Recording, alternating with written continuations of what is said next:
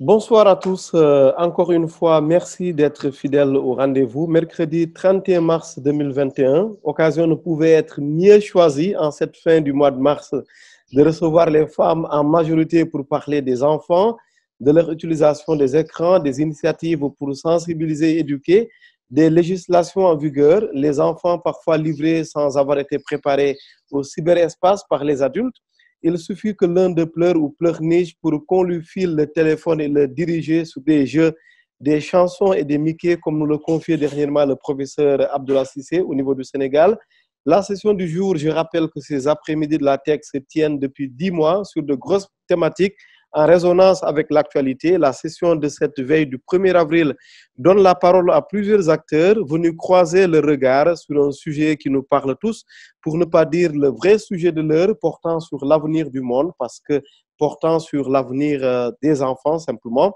J'ai l'honneur et le plaisir de recevoir Sira Djouba de la CDP, comprendra que je démarre par les dames évidemment, Karima Grande, fondatrice d'Imagination Africa Sénégal, Balkissa Idesido, responsable des politiques publiques pour l'Afrique francophone à Facebook, Ramatoulaye Ndao, coordinatrice de la CAP, la cellule d'appui à la protection de l'enfance au ministère de la Famille.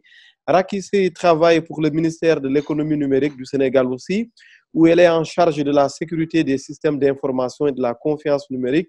Ndeyna Bossar, éducatrice spécialisée, a fondé Puzzle Me. Quant à Sira Djouba, je termine par lui enfin.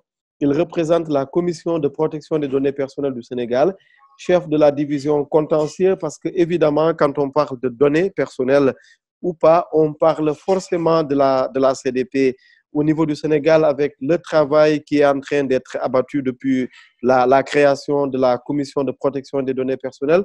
Je signale que nous aurons des interventions de discutants plus tard, comme Malik Fall, qui est spécialiste cybersécurité basé à Lyon, en France, fondateur du cabinet Polaris. Merci encore une fois à tout le monde. Merci aux discutants. Merci au public, aussi bien sur Zoom que sur Facebook et l'ensemble de nos plateformes digitales cet après-midi. Pour démarrer, on va se passer des longues présentations puisque le temps nous est compté. Une première question au ministère de la Famille à travers Mme Ramatoulaye Ndao. Quel est l'état de la question au Sénégal quand on parle de la protection des enfants en ligne? Ramatoulaye. Sinon, quelqu'un d'autre pourrait répondre à cette question. La parole à Raki Sey.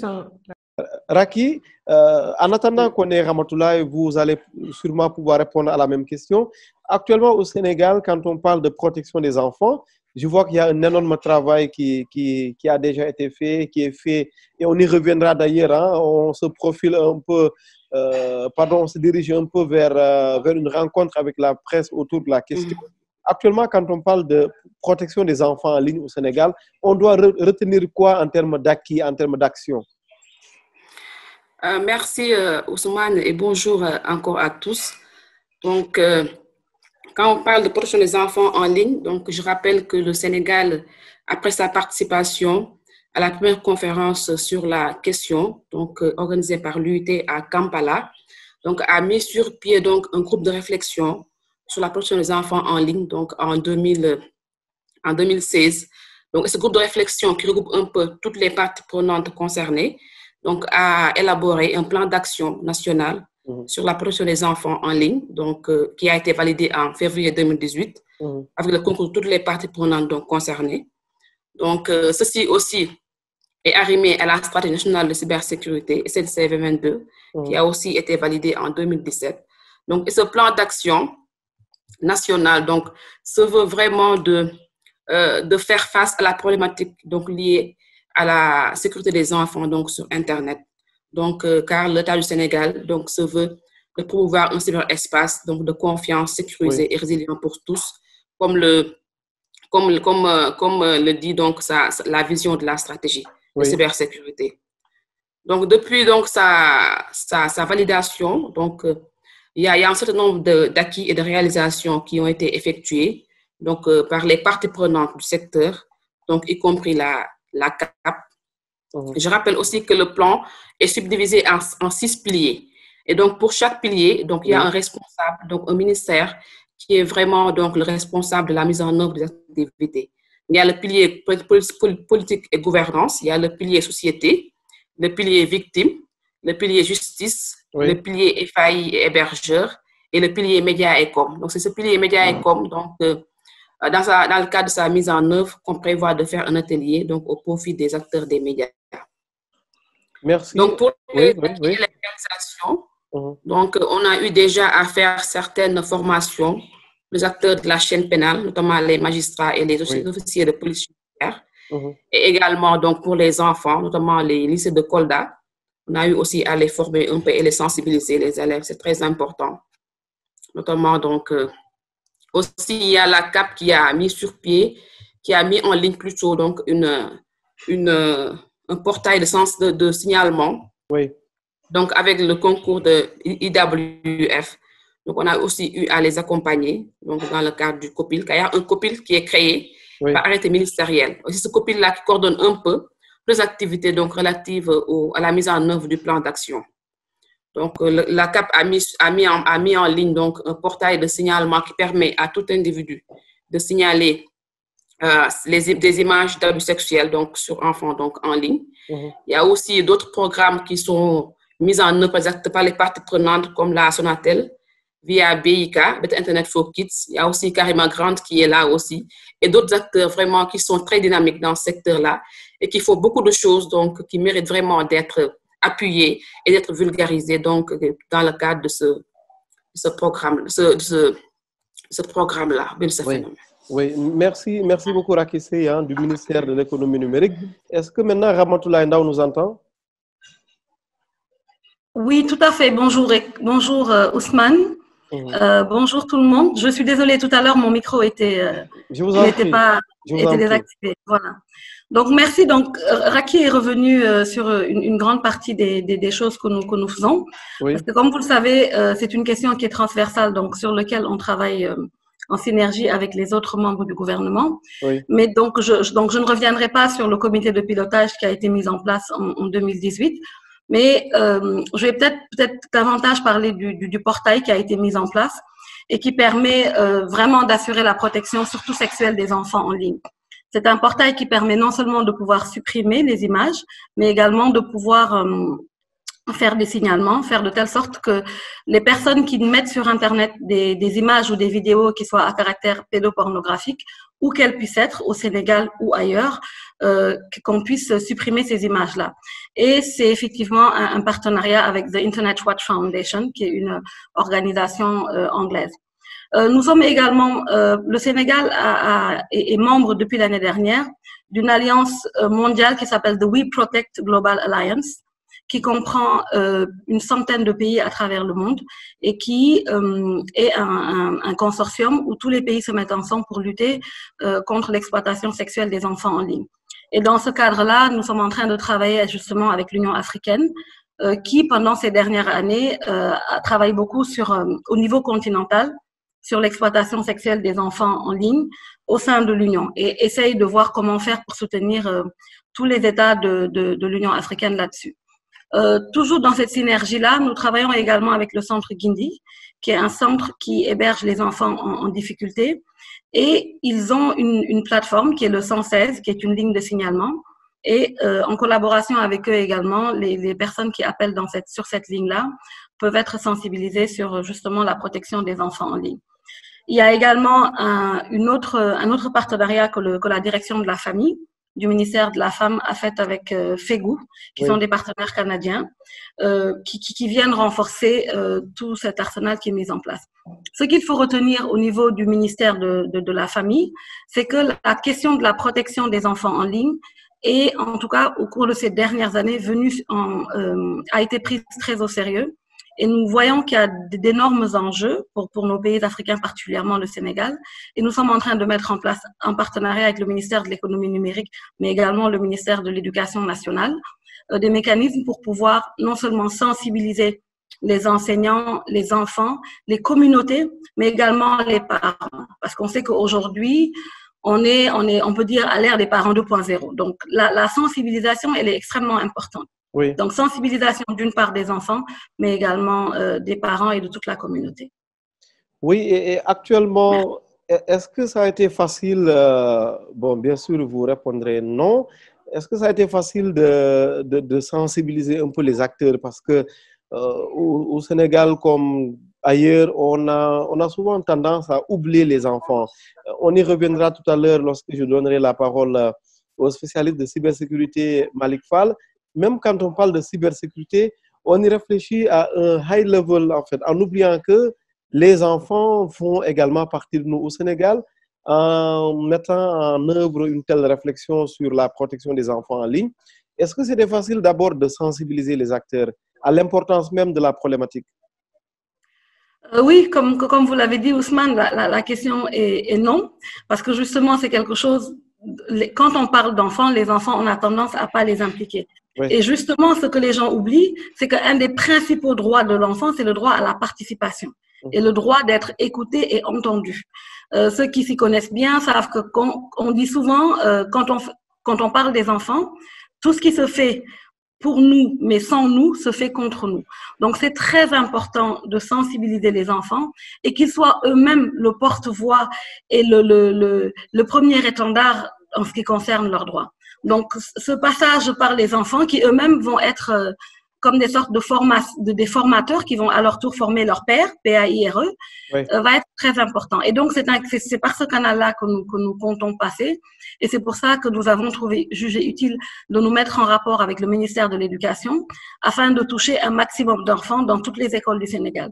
Aujourd'hui, l'idéal serait qu'un enfant, où qu'il puisse être, qu'il soit à Kédougou, à Dakar, à Ziguinchor ou à Matam, puisse, au cours de son cursus scolaire, qu'il soit en CI ou en terminale, qu'il puisse être sensibilisé sur les dangers d'Internet, sur la surexposition aux écrans et sur toutes ces questions de cybersécurité qui commencent jusqu'au petit portable qu'on peut avoir, mais à partir du moment où on est connecté, où on filme, les sensibiliser sur le fait que rien que le fait de faire un snap, de le poster, ça a des conséquences qui peuvent être très graves et que tout ce qu'on publie sur Internet ne nous appartient plus. Je pense qu'on y reviendra évidemment au cours de nos échanges, mais pour nous, il était extrêmement important de passer par la porte des enfants, la voix des enfants, pour pouvoir faire cette sensibilisation-là, parce que c'est vrai que les parents, c'est important, mais les parents, les impliquer, les enfants,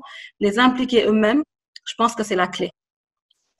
Merci. Je partage en même temps le portail, hein, la page de signalement du portail pour la République du Sénégal avec une question de Kamal Touré que vous connaissez peut-être. Il n'était pas sûr de prendre part à ce panel aujourd'hui. Il m'a envoyé quelques questions. Ma question est de savoir qu'est-ce qui est fait ou qu'est-ce qui est prévu de faire pour la promotion de ce portail afin qu'il soit connu du commun des Sénégalais. Kamal Touré. C'est une excellente question. Nous sommes aujourd'hui, cette page que vous avez vue, c'est pas la page que vous allez voir dans les prochains jours. Je peux peut-être vous mettre en primeur. L'adresse, ça va être boleko.sn. Boleko, B-O-L-E-K-O.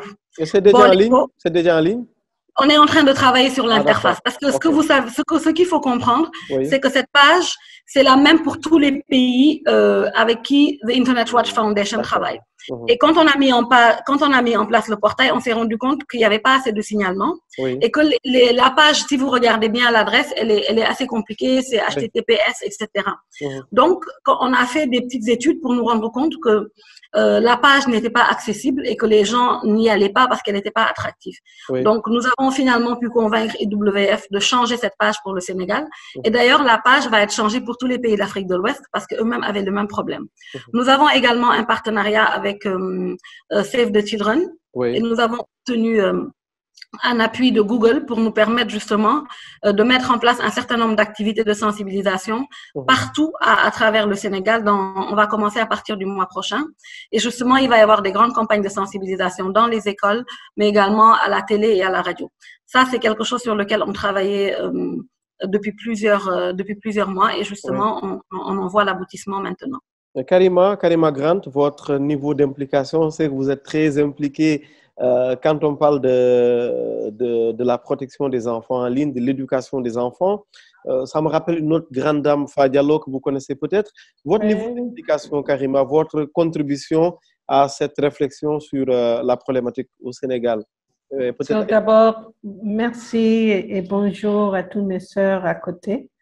C'est toujours bien de voir tous ces braves dames et le brave monsieur, mais tous ces braves dames qui sont vraiment en train de lutter vraiment pour la protection de nos enfants, pas seulement dans la numérique, mais je pense que plus généralement. So, merci pour tous vos efforts, parce que c'est énorme, surtout dans ce contexte de COVID.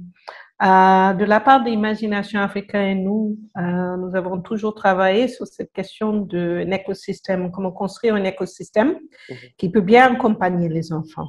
Et on sait que certainement, avec le COVID et les pandémies, la réalité des enfants, c'est qu'ils étaient devant les écrans. Il paraît que ça montait de plus de 25%. So, on sait que le danger, ça dépend sur plusieurs facteurs. Et pour nous, c'était vraiment de travailler surtout avec les parents, de comment accompagner les parents, comment sensibiliser les parents.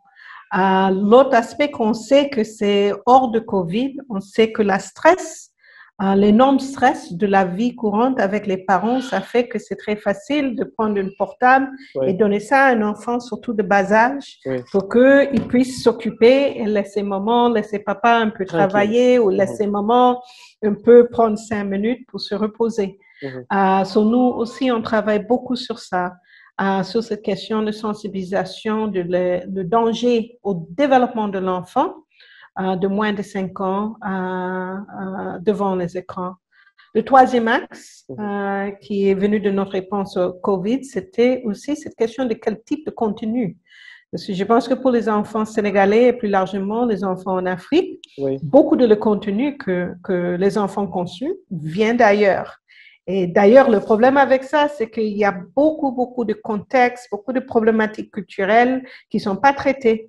So, pour nous, justement, une des choses que nous travaillons, c'est vraiment le développement de contenu, surtout pour les enfants de 2 à 5 ans, des petits épisodes qui sont à la base interactifs et qui promouvoient justement l'apprentissage des enfants. Oui, et c'est quoi le contenu de ce contenu, justement? C'est important. Très bonne question. Oui. OK, so, notamment, on est en train de développer vraiment des programmes qui peuvent accompagner le programme préscolaire national, vraiment pour l'apprentissage de la lecture, de les mathématiques, mais dans une façon interactive. C'est vraiment de contenu numérique que nous avons testé jusque-là avec plus de 100 parents. Pour avoir le feedback pour des enfants de 2 à 5 ans. C'est vraiment des épisodes qui peuvent être divisés en 2-3 minutes, mais aussi un épisode de 26 minutes qui mettent en valeur notre pays, mais aussi qui apprennent des enfants des concepts de base, des concepts de la lecture, des concepts de mathématiques, les concepts de la forme, tout ce que les enfants ont besoin pour le programme sénégalais. Le deuxième, c'est un programme, et justement, ce programme aussi est fait que les parents peuvent accompagner ou les enseignants peuvent accompagner les enfants. Parce qu'on ne veut pas que les enfants soient mis devant un écran, on veut que ça soit une opportunité, une plateforme pour l'engagement parental. Parce qu'on sait que ça, c'est la meilleure façon pour accompagner les enfants dans ce nouveau monde digital. Le deuxième programme, ça s'appelle Rama et Aïcha. On a commencé d'un peu lancer ça, mais Rama et Aïcha, c'est une petite animation sur 2 filles jumelles de 3 ans et demi et tous leurs petits soucis. On avait déjà traité le souci des enfants qui retournaient à l'école à COVID et toutes les peurs, leurs états d'esprit, toutes les problématiques socio-affectives qu'ils avaient. Et on est prêt à commencer à lancer maintenant la série de Rama et Aïcha. C'est vraiment une série animée, faite pas seulement en français, mais dans les langues locales, pour que les parents puissent comprendre qu'est-ce que ça veut dire pour être 3 ans, et comment on peut mieux accompagner nos enfants justement sur ce développement. Merci beaucoup. Et on salue l'excellent niveau de français en même temps. Je sais que c'est pas. Merci, j'attendais à ça. C'est pas très évident. Merci Karima. Je reviendrai vers Ndeye Nabossar évidemment et Sira Djouba tout à l'heure du côté de la CDP. Là, on va vers quoi? Vers Dubaï avec Balkissa de Facebook. Balkissa, votre regard d'abord sur la question et évidemment le contenu même du programme de Facebook, parce que évidemment vous aussi, ça vous préoccupe la protection des enfants en ligne. Merci beaucoup, Ousmane. Merci pour nous avoir invités à ce panel sur une thématique aussi importante que la protection des enfants en ligne. Et je voudrais juste souligner ici qu'il y a quelques semaines de cela, notamment, je pense, le 8 février, on avait célébré à travers le monde la journée Safer Internet Day, donc la journée pour un Internet plus sûr. Et nous avions pris part à différents échanges pendant lesquels, justement, il a été recommandé par les participants d'avoir des échanges réguliers sur la protection des enfants en ligne. Donc, avoir un tel échange avec le panel que vous avez mis ensemble aujourd'hui, c'est vraiment formidable et à féliciter. Donc, effectivement, la protection des enfants en ligne, mais vraiment aussi de toutes les couches de la population sur nos plateformes est une priorité pour nous à Facebook. Donc, comme vous le savez, les gens viennent sur Facebook pour partager leur actualité, pour voir le monde tel que les autres le perçoivent, communiquer avec des amis, avec leur famille. Il y a des personnes qui viennent sur Facebook pour faire également du business.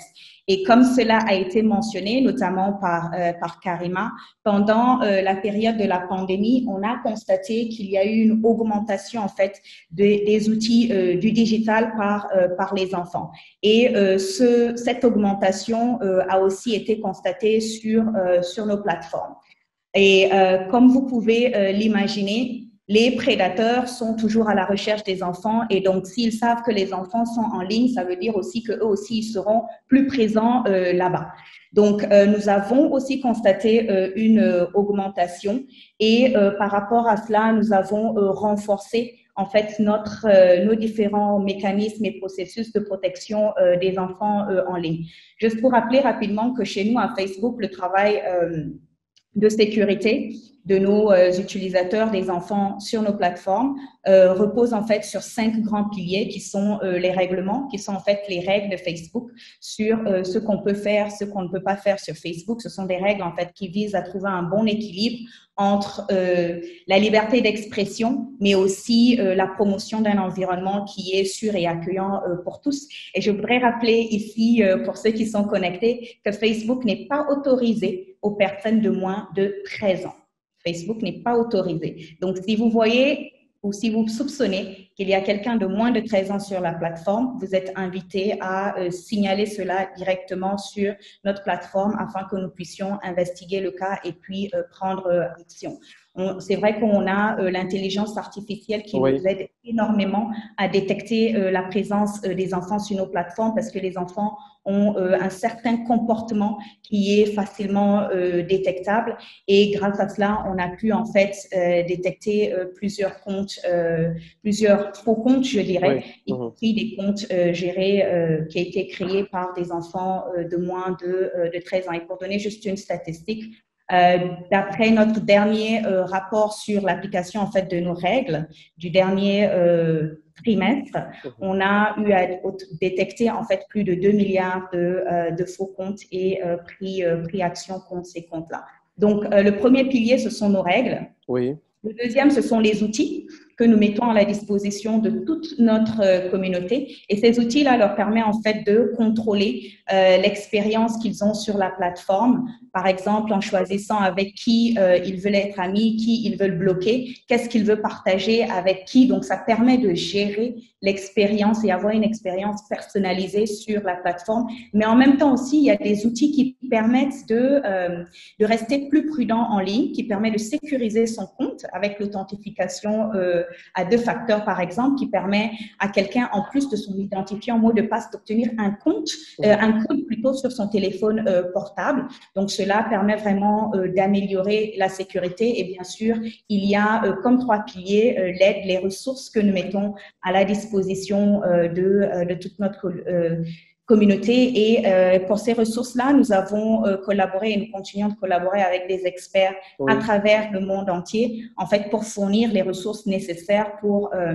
la sécurité sur nos plateformes. Et Pour citer quelques exemples, on a par exemple on a une plateforme qui s'appelle Facebook Get Digital qui offre des ressources pour les jeunes, pour les parents, pour les tuteurs, pour les éducateurs. On a aussi une autre librairie de ressources sur la sécurité et cela a été mentionné précédemment par Ndeye, mais aussi par Karima, qu'il est important en fait de pouvoir avoir des ressources adaptées pour les différentes parties prenantes. On ne peut pas juste sensibiliser les parents ou créer juste des outils pour les parents en laissant en marge les enfants, qui sont en fait au cœur de la sécurité en ligne des enfants. Donc, on doit pouvoir les consulter, discuter avec eux, comprendre en fait ce dont ils ont besoin, bien entendu, en échangeant avec les parents, les enseignants, les tuteurs, les autorités, la société civile, les acteurs du privé, et sur la base de cela, mettre en place les ressources qu'il faut, les outils qu'il faut. Et c'est cela que nous faisons à Facebook, notamment à travers notre 4e pilier, qui sont les partenariats.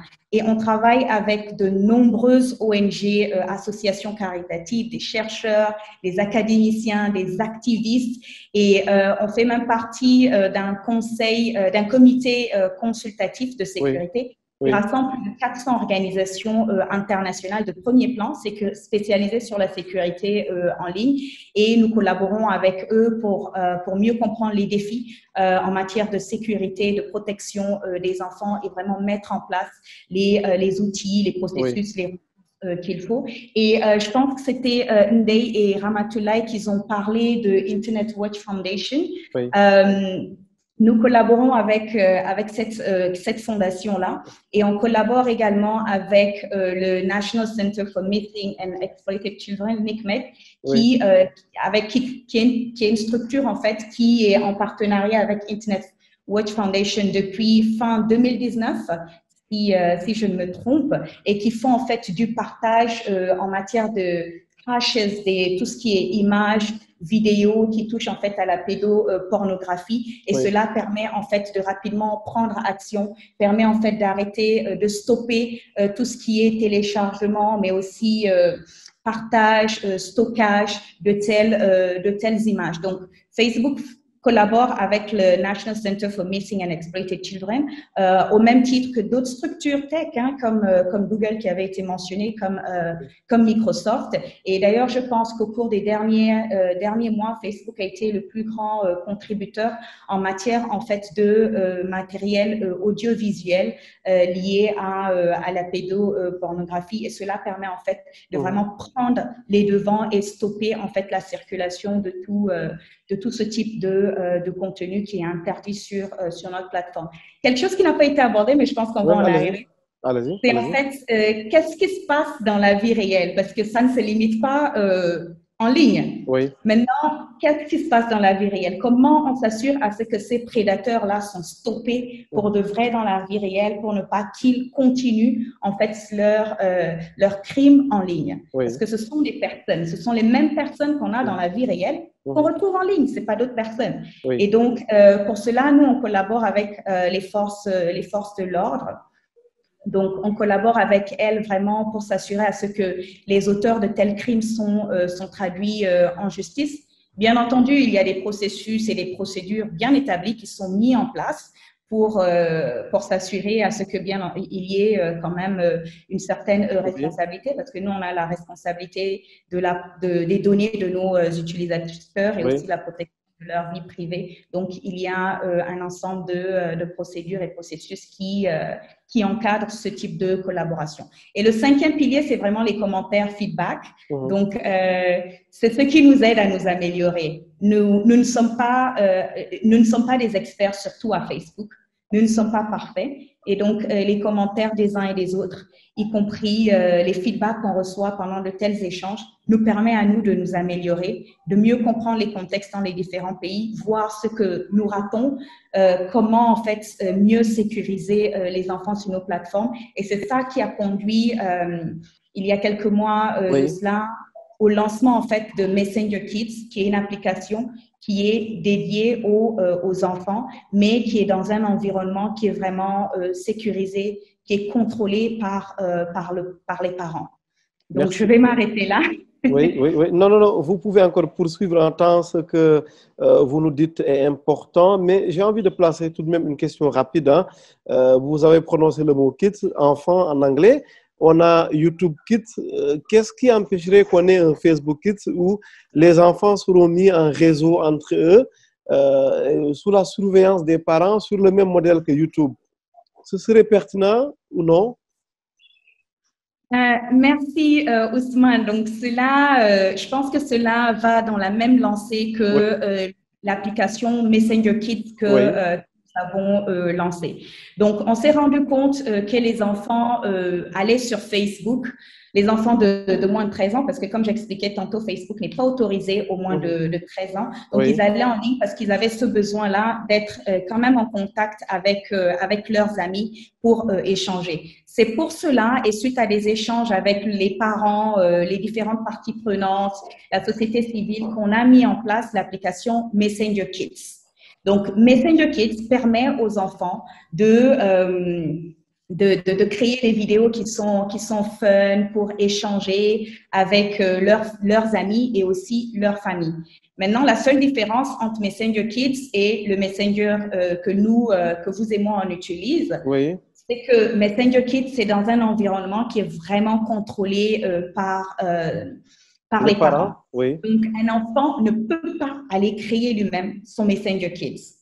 Le Messenger Kids est relié en fait au compte du parent. Donc, c'est le parent, si vous voulez, qui crée la session pour l'enfant et l'environnement est contrôlé dans ce sens que l'enfant ne peut pas être exposé à des contenus des contenus inappropriés, je dirais, et les parents ou les tuteurs ont plus de contrôle et plus de visibilité sur comment les enfants utilisent l'application, avec qui ils sont connectés, combien de temps ils sont connectés. Parce que je pense que tantôt quelqu'un avait parlé du bien-être, le fait d'être exposé. Donc, ça permet aux parents d'avoir aussi plus de visibilité sur la périodicité, le nombre de temps pendant lesquels les enfants sont connectés sur l'application et échanger avec eux pour revoir cela. Je pense que tu veux poser une question? Oui, une dernière question avant de vous revenir un peu plus tard, parce que je vais donner aussi la parole à Andey Nabo, à Siradio et Malik Fall également, en ligne de Lyon. J'ai vu une question de Ismaël Fall, que je remercie d'ailleurs pour son attention dans le panel. Et c'était ma question en même temps. Les enfants sont intelligents. S'ils changent leur date, comment Facebook peut s'en rendre compte? Merci beaucoup. C'est une question rapidement, qui revient rapidement. Et c'est là où vraiment l'intelligence artificielle intervient. Donc, on a investi énormément pour pouvoir performer l'intelligence artificielle. Il y a toujours des améliorations qui sont possibles et on continue vraiment à poursuivre nos efforts parce que la sécurité et la protection des enfants en ligne est une priorité pour nous. Et toujours en me reportant, je pense que c'est toujours important de donner des statistiques aux gens pour qu'ils comprennent en fait l'ampleur des efforts que nous menons. Donc, rien qu'en regardant en fait le dernier trimestre de l'année 2020, parce que le nouveau rapport n'est pas encore sorti, vu que le trimestre n'est pas encore bouclé, le rapport est disponible pour tous. En matière de bullying et harassment, donc, on a détecté plus de 2,6 millions de contenus. Et parmi ce contenu-là, 54,7% a été détecté par l'intelligence artificielle. Lorsqu'on parle des faux comptes, y compris les comptes opérés par des enfants, j'avais mentionné tantôt le chiffre de plus de 2 milliards de faux comptes et 99% de ces faux comptes-là ont été détectés par l'intelligence artificielle. Donc, ça veut dire avant même qu'un utilisateur Facebook ne signale cela, l'intelligence artificielle signale cela à nos équipes qui prennent action.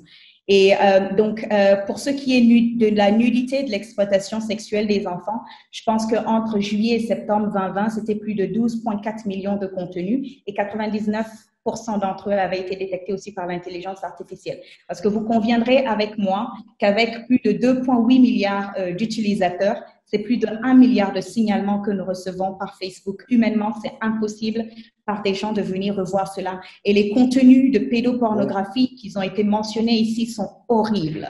Je vous promets, c'est horrible. Personne, c'est des images qui restent. Et donc, c'est pour tout cela qu'on investit énormément dans l'intelligence artificielle parce que ça permet en fait de détecter à une grande échelle ce type d'image-là. Et le partenariat qui a été mentionné par Ramatoulaye entre eux et Internet Watch Foundation permet par exemple, lorsque une image est signalée, de stocker cette image-là dans une banque-là. Et cette image est partagée avec les différents partenaires avec lesquels Internet Watch Foundation est en collaboration, y compris NICMED, avec lesquels nous, on est en collaboration. Et toutes ces personnes, toutes ces structures-là ont l'image et avec la technologie, en fait, ça leur permet de détecter si de telles copies sont disponibles sur leur plateforme, les supprimer rapidement et interdire en fait le téléchargement ou le partage de telles images sur leur plateforme. Donc, c'est encore là l'importance en fait que les gens signalent parce que quels que soient les investissements que nous faisons dans la technologie, il y aura en fait toujours des choses qui passeront par les mailles de filet. Et c'est là où il est important que les citoyens aussi puissent comprendre l'importance et puissent utiliser les outils qui sont mis à leur disposition pour signaler de tels contenus pour qu'ensemble, on puisse en fait travailler pour stopper ce type de pratiques dans la vie, dans le digital. Le monde numérique. Merci beaucoup Balkissa de Facebook en charge des politiques publiques pour le géant Facebook, hein, pour l'Afrique francophone. On reviendra vers vous évidemment plus tard. Le temps de vous présenter Malick Fall qui est en ligne de Paris, hein, parce que vraiment ce panel il est mondial en façon de parler. Tout à l'heure on était avec Balkissa à Dubaï où il fait 19h45. Là on est à Lyon avec Malick, 17h45. Malick, un petit mot sur vous et on vous revient après les prises de parole de Siradio et de Ndeye Nabo.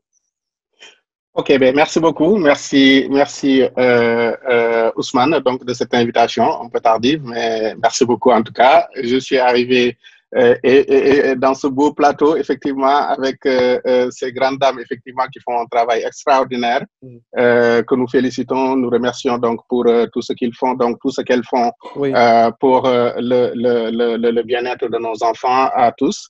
Je salue aussi donc mon homologue qui a masculinisé un peu donc le plateau, donc Siradio. Merci beaucoup en tout cas pour cette invitation. Bon, Malick Fall, rapidement, je vais pas m'étaler donc dans ma présentation. Je suis chef d'entreprise, donc d'une entreprise spécialisée donc dans la cybersécurité, Polaris Secure Technology, qui fait de la sensibilisation, de la formation, de l'audit, du conseil en cybersécurité. Nous sommes présents en France et nous sommes présents aussi en Afrique, au Sénégal, à partir donc de Dakar, donc pour balayer donc sur toute l'Afrique. Rapidement pour une présentation. Merci pour la concision. Une rapide question quand même avant de vous revenir, Malick Fall. Vous reconnaissez que l'essentiel des problématiques cyber tourne autour des adultes, on parle rarement des enfants. Est-ce qu'il vous arrive d'ailleurs, pour vous taquiner un peu, d'avoir des marchés qui portent sur les enfants et leur protection en ligne? Jamais, mais notre activité aussi nous amène effectivement à faire de la sensibilisation. Il nous arrive effectivement d'intervenir aussi bien dans les écoles pour sensibiliser donc sur les b.a.-ba donc de la cybersécurité, des dangers Internet, des dangers donc liés donc à l'utilisation des écrans. Il nous arrive aussi d'intervenir très régulièrement donc pour des moins jeunes. Donc dans les écoles et les universités pour les accompagner aussi pour qu'ils montent en compétences et puis qu'ils puissent aussi participer avec tout le monde donc dans cette comment dirais-je quoi, dans cette aventure de protection globale donc en termes donc de cybersécurité. Mais effectivement donc marcher sur le périmètre donc qui concerne des enfants, non pas pour l'instant, on attend.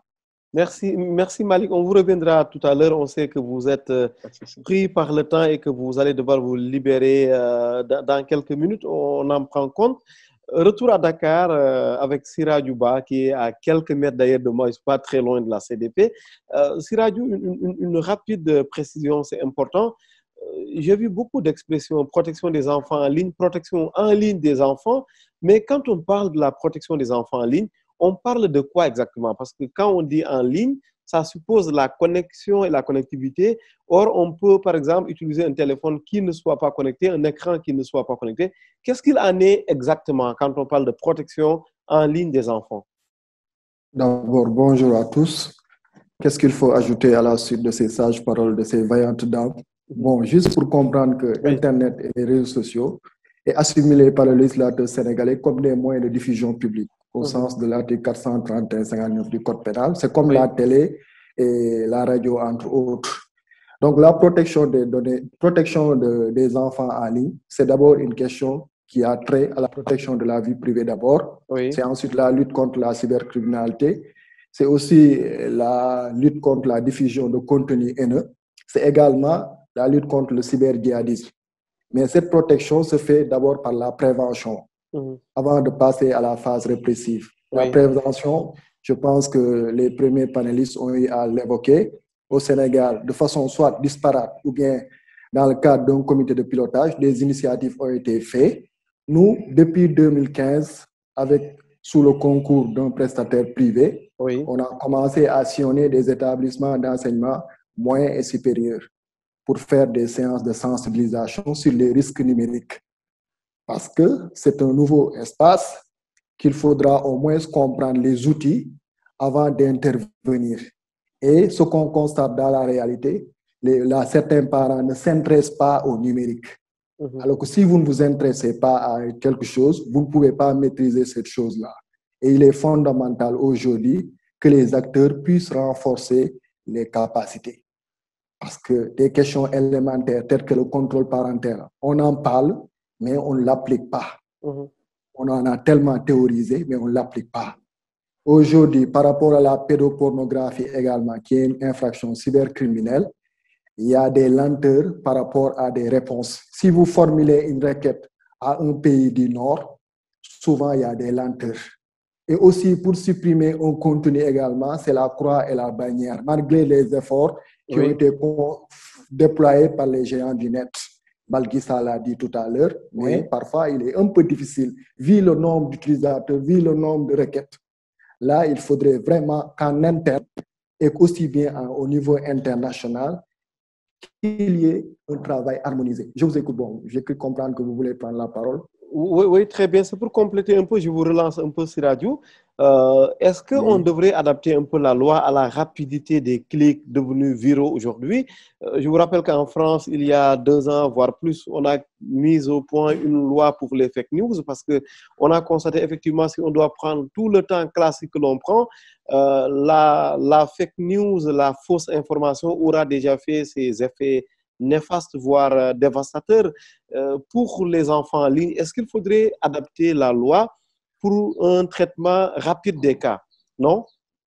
Bon, les lois ici de la Société de l'information de 2008, qu'on appelle communément loi informatique, complétée en 2016 par le Code pénal et le Code de procédure pénale, prévoit des infractions et des sanctions liées aux fake news, la diffusion de fausses informations. Ça existe dans le Code pénal. Donc, mais néanmoins, la loi sur les données à caractère personnel semble être dépassée au regard de certains défis. Je parlais de rapidité. Je parlais de rapidité dans le traitement des dossiers. Oui, je viens.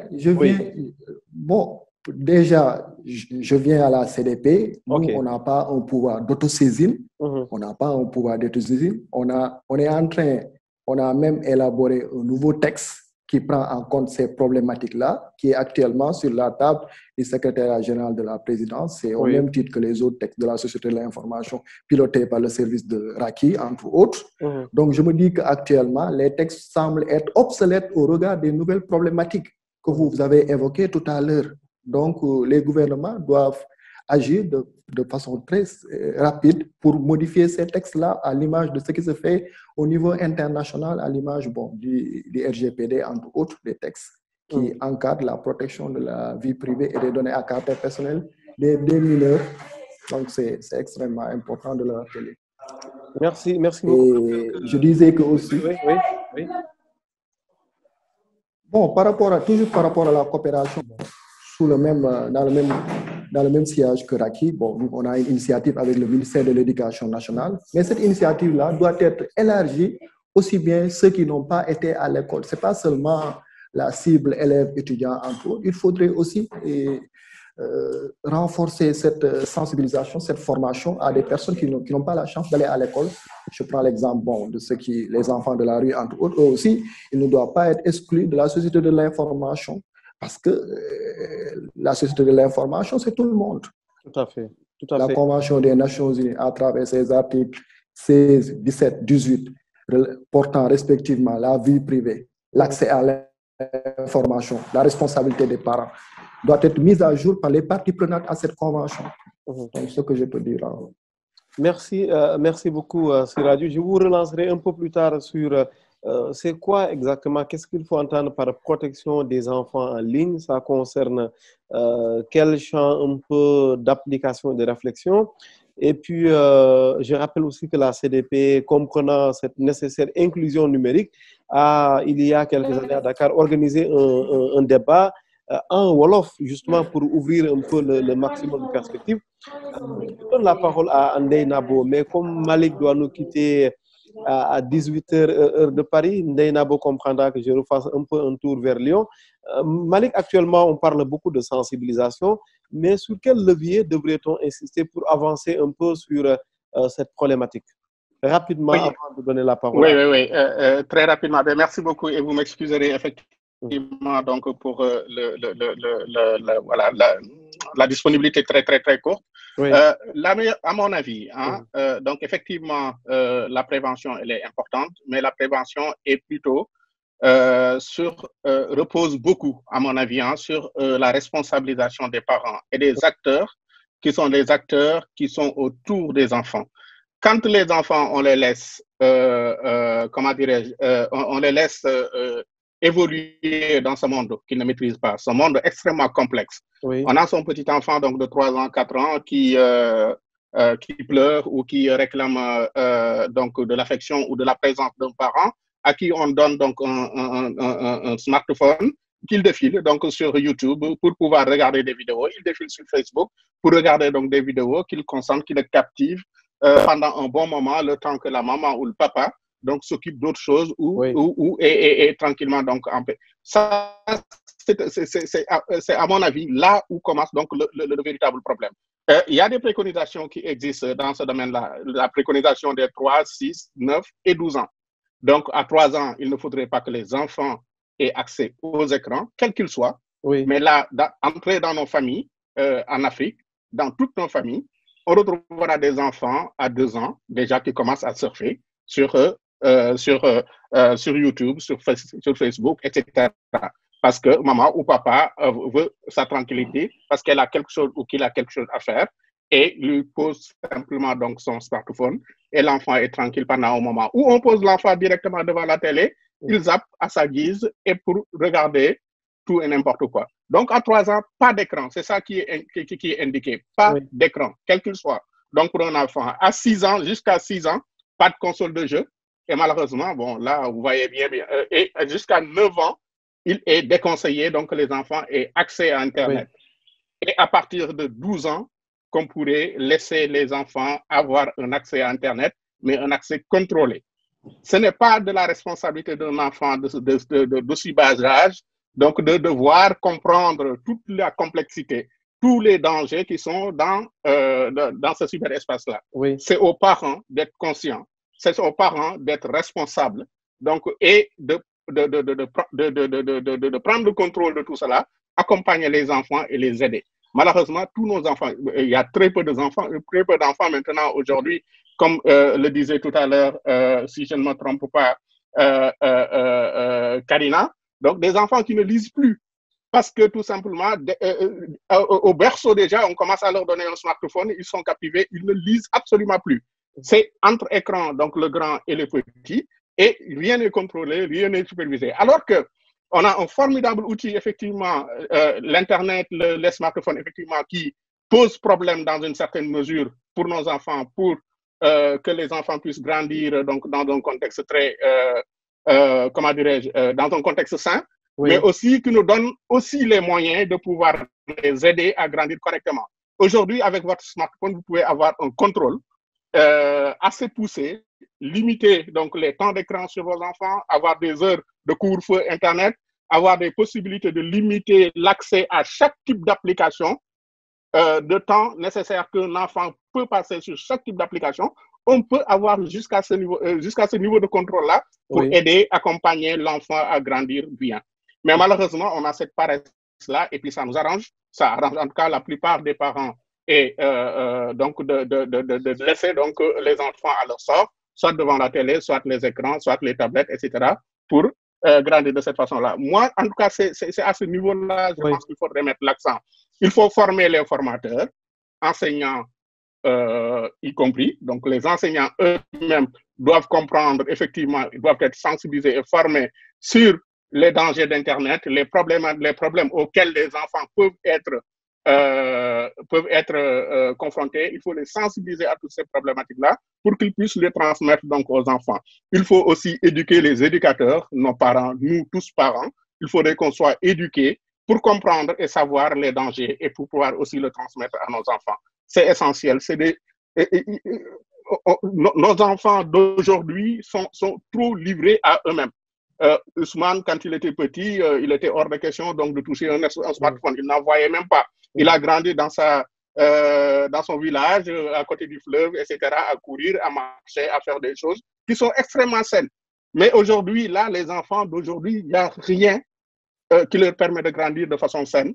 Ils sont entourés que de choses qui les exposent à des dangers qu'ils ne maîtrisent pas et personne ne les accompagne malheureusement donc à le maîtriser suffisamment. Donc c'était juste une petite intervention que je voulais faire donc à ce niveau-là. N'oublions pas donc les 3 axes, donc les quatre niveaux, donc 3 ans, 6 ans, 9 ans et 12 ans. Et si vous avez la possibilité il est 16 heures. D'ajouter 2 ans de plus, ne vous en privez pas. Merci. En tout cas, moi, je me bats pour ça. Merci. Je ne gagne pas tout le temps, mais j'y fais. Merci. Non, mais ça viendra, Inch'Allah. Vraiment, merci infiniment, Malick Fall, pour votre disponibilité. Et je renvoie d'ailleurs, j'ai partagé un peu le lien de notre chaîne YouTube vers un panel où nous vous avions reçu en même temps que d'autres acteurs spécialistes de cybersécurité pour parler globalement de cette problématique. Ça nous permet d'avancer un peu. Ndeye Nabou Sarr, je vois que je vous ai pris beaucoup de minutes. Je vais essayer de me racheter un peu. Quand on parle de protection des enfants en ligne, on parle de possibles détournements, mais on oublie d'abord des questions directes liées à la santé quand les enfants ont les yeux rivés sur les écrans. Vous en pensez quoi? En fait, bonjour à tous. Merci aussi Ousmane de m'avoir invité. En fait, ce que je voulais dire, c'est que l'exposition précoce des enfants aux écrans, je ne vais pas parler des effets néfastes liés à la cybersécurité et autres, mais des autres effets, comme les effets psychologiques que ça peut avoir aux enfants. Par exemple, si les enfants sont exposés précocement aux écrans et aussi à de longue durée, les enfants peuvent avoir des problèmes psychologiques. Ils peuvent avoir des problèmes, des troubles psychologiques, je dirais plus. Des troubles comme les troubles sensoriels, les troubles du langage, parce qu'on voit beaucoup d'enfants maintenant, ils ne peuvent plus parler, ils ne peuvent plus communiquer, parce qu'ils sont toujours devant les écrans. Ils ont des problèmes de communication. Donc, ils peuvent recevoir, parce qu'on est devant l'écran, on peut recevoir, mais on ne peut pas s'exprimer. Donc, voilà, on voit souvent des enfants, des parents qui viennent, qui disent que mon enfant, il a 4 ans, il a 7 ans, il ne peut pas parler. Mais au fond, quand on fait l'enquête, on voit que l'enfant est exposé aux écrans dès le bas âge. Donc, ce qui fait que l'enfant a des problèmes pour s'exprimer. On voit que si les enfants ont des problèmes, des troubles du sommeil, ils ne peuvent pas dormir parce que déjà, quand on est devant l'écran, vous savez que les écrans ont quelque chose qu'on appelle la lumière bleue et que cette lumière bleue-là nous empêche le cerveau de sécréter ce qu'on appelle le mélatonine, qui est l'hormone du sommeil. Donc, beaucoup d'enfants ne peuvent plus dormir. Aussi, on voit que, comme Karima l'a dit tout à l'heure, les parents sont occupés, ils n'ont plus le temps, donc il est plus facile de donner les écrans aux enfants. Et les enfants, les parents ne contrôlent plus le contenu, aussi la durée. Ce qui cause vraiment beaucoup de problèmes psychologiques, problèmes d'apprentissage. On parle aussi récemment de l'autisme virtuel. Je ne sais pas si vous connaissez ce qu'on appelle l'autisme virtuel. On avance que... Ok, l'autisme virtuel, c'est comme l'autisme. Vous connaissez l'autisme, n'est-ce pas? Ce sont des troubles. Et on dit que les écrans, l'exposition à de longue durée aux écrans peut causer ce qu'on appelle l'autisme virtuel. Donc, mais heureusement, si on réduit l'exposition aux écrans, on peut remédier à cela. Donc, vraiment, voilà, ce n'est pas juste les effets liés à la cybersécurité, mais aussi des effets liés au développement de l'enfant et aussi à la promotion de l'enfant. Merci Ndeye Nabo. Ramatoulaye Ndao. Oui. Oui, vous êtes du côté de la CAP, hein, la cellule d'appui à la protection de l'enfance. Je vous pose la même question parce que je vous ai écouté, mais je n'ai pas bien perçu les aspects sanitaires, en fait. On a l'impression qu'il y a un gros focus qui est mis sur tous ces mots qui vont avec cyber et on oublie d'abord la santé de l'enfant. Ou bien je me trompe? Ramatoulaye. Oui, vous m'entendez maintenant? On vous entend très bien, allez-y. Parfait, merci. Non, vous vous trompez tout à fait, Ousmane. Les aspects sanitaires, comme viennent de le dire. Et c'est rassurant que je me trompe d'ailleurs parce que c'est pour le bonheur des enfants. C'est tant mieux alors. Absolument, absolument. Et je partage tout à fait ce que Monsieur Fall vient de dire. Malik Fall sur les 3, 6 et 9. J'ai parlé dans mon propos liminaire de surexposition aux écrans et ça pose énormément de problèmes. Et malheureusement, au Sénégal, on n'en a pas conscience, mais il y a énormément d'enfants qui ont des télévisions dans leur chambre. Oui. Il y a des enfants qui dorment avec leur tablette, qui les cachent sous leur couette.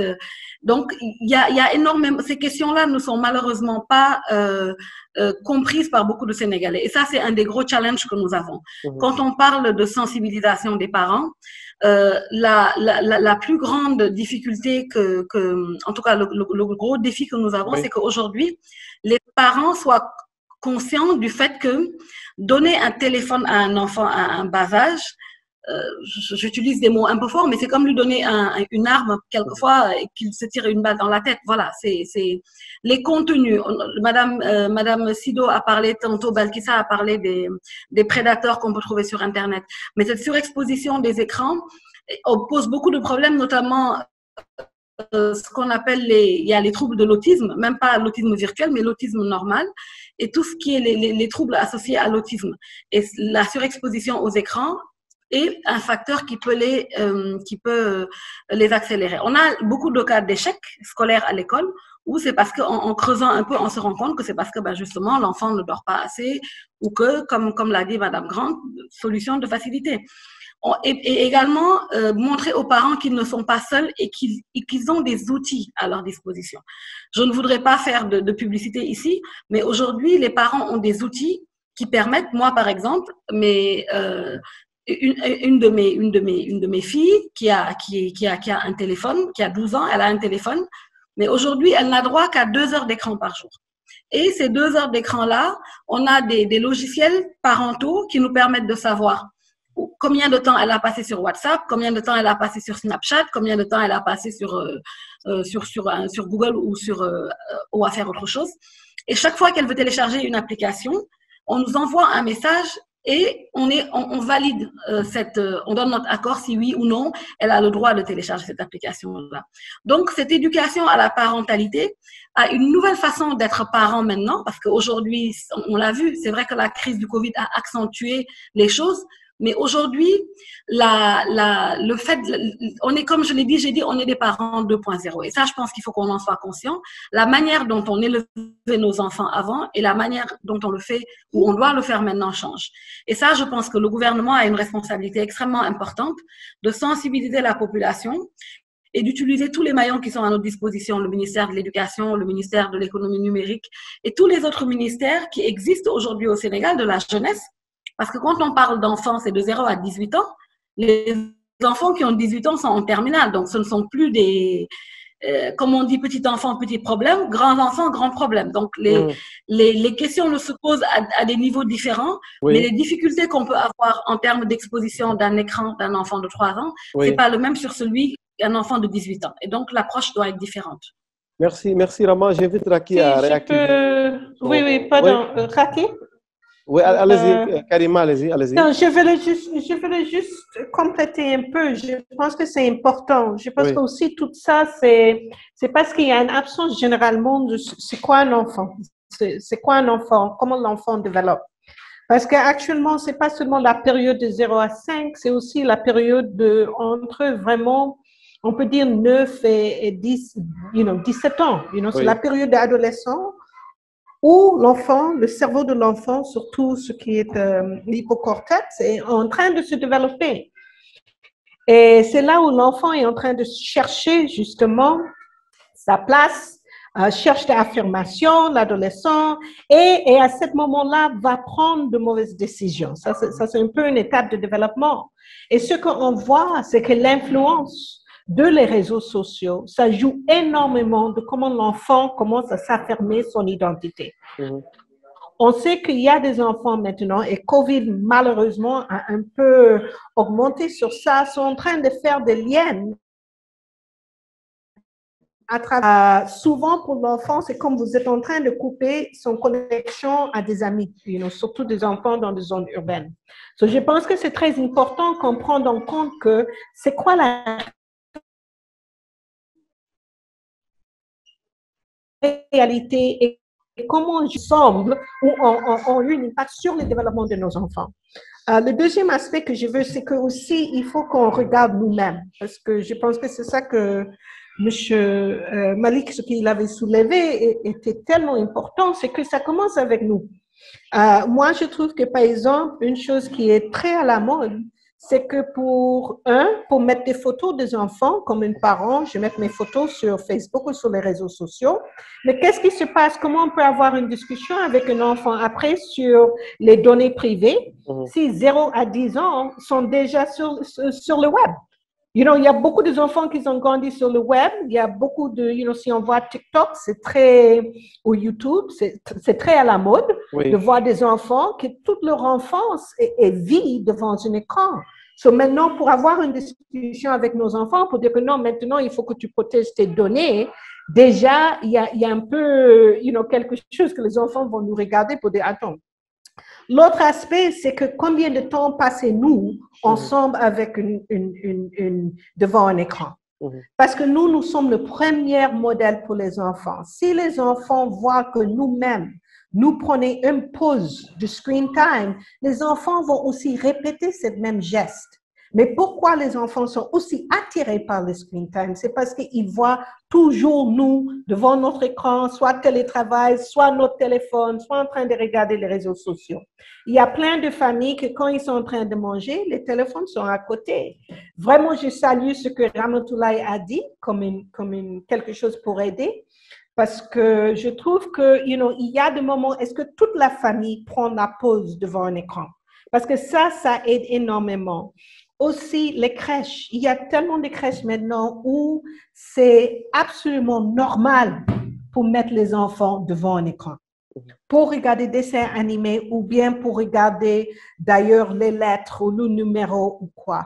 Et ça veut dire que ça, c'est même à la mode. Ça, c'est quelque chose qu'on va dire que c'est une crèche de luxe s'ils ont cette capacité de faire.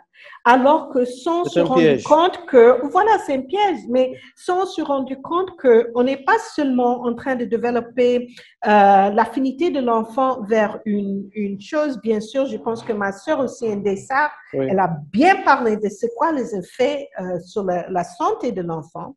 Mais deuxièmement, c'est qu'on apprend à nos enfants d'être des consommateurs. Et actuellement, à cette ère de bas âge, il faut que nos enfants comprennent comment produire et être des acteurs dans la technologie. Parce que ce que les enfants aiment actuellement à cet âge, c'est comment je peux avoir un effet. Qu'est-ce que ça peut faire? So, même avec les applications, il y a plein de parents qui disent « Ah oui, mais c'est un écran, mais c'est une bonne application, ou bien c'est une comptine. » Tout ça, ça n'est pas le développement de l'enfant non plus. So, je pense qu'il faut qu'on commence un peu à regarder nos propres tendances. Merci Karima. J'ai envie de donner la parole à Sira Youba, le monsieur contentieux de la CDP. Qu'est-ce que la législation en dit? À quel moment on peut, je dis bien balancer, désolé pour le verbe, mais on balance parce que l'enfant n'a pas donné son accord. Qu'est-ce que la législation en dit? Est-ce qu'on peut mettre son enfant sur Internet comme on veut? Siradio. Bon, c'est le paradoxe de la vie privée. Hein. Malheureusement, bon, nous, sans le consentement des enfants, en fait, un enfant ne consent pas en principe. Il est sous la tutelle de ses parents. Ça dépend de la législation des pays. Normalement, c'est à 18 ans qu'on est semblé être majeur, en principe. La nôtre, c'est quoi? Par rapport au numérique, comme elle l'a dit, bon, vous voyez que quelqu'un ouvre un compte à 13 ans. Il y a des doutes sur l'âge même, sur le consentement. Et les législations, comme on l'a dit, semblent être dépassées parce que dans la législation sénégalaise sur les données à caractère personnel, la législation protège le citoyen sans distinction d'âge. Le focus n'est pas mis sur le mineur, ou bien, etc., entre autres. Donc, il faudrait que ces textes-là soient dépoussiérés et améliorés au regard de ce qui se fait au niveau international. Et par rapport au code pénal, bon, il y a des incriminations, parce que tout à l'heure, on en a parlé par rapport aux pédopornographie, parce que le net aussi, c'est des individus mal intentionnés. Et là, le législateur, il a prévu des peines lourdes allant de 5 ans à 10 ans, et même de 500 000 à 5 millions de francs pour ceux qui causent des infractions relatives aux pédopornographiques au sens des articles 431, 34 et suivants. Et aussi, par rapport à la CDP aussi, bon, lorsque nous recevons une plainte, on est obligé de collaborer avec la police par rapport à l'aspect répressif, mais néanmoins, nous faisons de telle sorte que pour saisir les plateformes, envie de supprimer le contenu, parce que ce contenu-là joue toute la vie de la personne, c'est sa réputation, c'est la réputation de sa famille, donc il faut faire tout pour supprimer ce contenu-là. C'est comme ça que nous travaillons par rapport aux requêtes que nous recevons. Par rapport aux requêtes que nous recevons ici en interne à la CDP. Oui, la gravité et l'acuité de la question ne devrait pas vous amener à créer une CDP pour les enfants? Bon, c'est vrai que ça sera très compliqué parce qu'il y a beaucoup d'initiatives. Tout à l'heure, Raki en a parlé. Moi, je me dis que parfois, les acteurs travaillent en vase clos. Et là, il serait intéressant que de manière périodique, que les acteurs se rencontrent, puissent faire des évaluations par rapport au projet. Il y a beaucoup de projets, il y a beaucoup de structures. Parfois même, on dirait que c'est la concurrence. Alors que l'idéal, c'est de travailler en symbiose, essayer de trouver une solution. Ils ont le même projet similaire que la nôtre. Donc, mieux vaut fédérer les efforts, essayer au moins de régler le problème. Et aujourd'hui, celui qui est à Ziguinchor ou bien même qui est au nord devrait sentir la CDP ou bien le ministère des Télécoms. Mais tout est centré à Dakar. Il faudrait au moins décentraliser, si je peux m'exprimer ainsi. Aller là-bas, former les gens, renforcer les capacités. Mais si seulement des textes existent, et ces textes-là ne sont pas traduits en langue locale, mais ces textes-là seront des textes purement administratifs, étatiques, mais est-ce que les citoyens vont accéder à ces informations si importantes? Parce que nous avons raté la révolution industrielle, ne ratons pas aussi la révolution numérique. Nous ne privons pas aussi le libre arbitre des enfants. Tout à l'heure, j'ai voulu taquiner un peu Madame Ndao. Les enfants aussi, trop de surveillance aussi peut tuer la surveillance. L'enfant aussi doit au moins avoir un libre arbitre tel que développé par les philosophes aussi. Mais néanmoins, 2 heures, c'est concevable. Moi, malheureusement, mon enfant de 3 ans, il est tout le temps sur YouTube Kids. Donc là, c'est regrettable quand même. On le fait, on prend des photos de nos enfants, on les publie sans vérifier même les conséquences dans le long terme. Il faudrait que ces aspects-là, qu'on revoie notre façon de faire, de vivre. Il y a au-delà du net, il y a le sport, il y a autre activité qu'on peut développer également pour le développement de l'enfant. Merci. Raki? Oui, merci Ousmane. Juste pour intervenir un peu par rapport aux contributions très pertinentes de mes prédécesseurs. Donc, je pense que les parents, quand même, sont vraiment très importants dans le cadre de la prévention. Car, comme Ramatoulaye l'a dit, c'est vrai que nous, on connaît, on peut faire de la surveillance en ligne, mais il y a quel pourcentage de femmes qui s'y connaissent? Il y en a très peu. Les femmes, la plupart des femmes, bien des parents, c'est même leurs enfants qui les aident à paramétrer leur téléphone portable ou bien à utiliser Internet. Donc, je pense qu'il y a d'énormes efforts qui doivent être faits côté parents pour les sensibiliser, pour qu'eux-mêmes, qu'ils puissent savoir ce que font leurs enfants sur Internet, pour pouvoir pas les surveiller, mais je dirais plutôt les accompagner. Parce que l'enfant, quand on le surveille, il trouvera toujours un autre moyen donc de dévier, donc toujours et passer par ailleurs pour avoir ce qu'il veut. Donc, je dirais plutôt accompagner les enfants dans le monde Internet pour qu'ils puissent naviguer de manière sûre et responsable. Et d'autre part, pour les enfants, donc je pense qu'il y a aussi une nécessité pour le ministère de l'Éducation nationale donc d'insérer un curricula, je pense, sur l'éducation cyber-hygiène. Donc, c'est-à-dire que les enfants, dès le préscolaire, qu'ils aient les réflexes donc, de base pour pouvoir vraiment utiliser les outils numériques, les smartphones, les tablettes et autres, et l'Internet, donc de manière sûre et responsable, donc dès le bas âge. Et après, donc, ils vont grandir avec et devenir des cybercitoyens. Et je pense que là, on aura vraiment gagné beaucoup plus. Et comme aussi Siraju l'a souligné, il y a aussi beaucoup d'enfants qui sont dans la rue, les enfants qui ne sont pas dans les écoles, donc ils ne pourront pas bénéficier de ces formations ou bien de ces sensibilisations-là. Donc aussi, il faudra trouver des voies et moyens avec le ministère de la Femme pour pouvoir les enrôler. Donc, je pense que c'est un peu ça. Donc, l'idée, c'est juste de trouver un juste équilibre. Donc, entre que l'enfant soit vraiment épanoui sur Internet, en même temps aussi qu'il puisse s'instruire, qu'il puisse apprendre à travers Internet. Car l'enfant aussi a des droits dans le monde physique, donc qu'on ne peut pas priver l'enfant de ces droits-là dans le monde Internet. Donc, il faut qu'on essaie, les acteurs, comme Siraju aussi l'a souligné, il faut qu'on essaie de voir avec toutes les parties prenantes, donc comment mettre en œuvre donc des projets et des actions vraiment très concrètes qui vont dans le sens de créer un équilibre donc, dans le monde Internet comme dans le monde physique pour qu'à la fin, qu'on n'ait pas trop de cas de cybercriminalité donc, à traiter donc, côté enfant. C'est un peu ça que je voudrais un peu ajouter par rapport à ces interventions-là. Merci. Merci aux panélistes de Dakar. On retourne à Dubaï. Balkissa? Oui, merci beaucoup Ousmane et vraiment merci à tous pour les contributions super pertinentes. Je voudrais rebondir en fait sur un commentaire de Siraju par rapport aux uns aux autres qui travaillent en vase clos.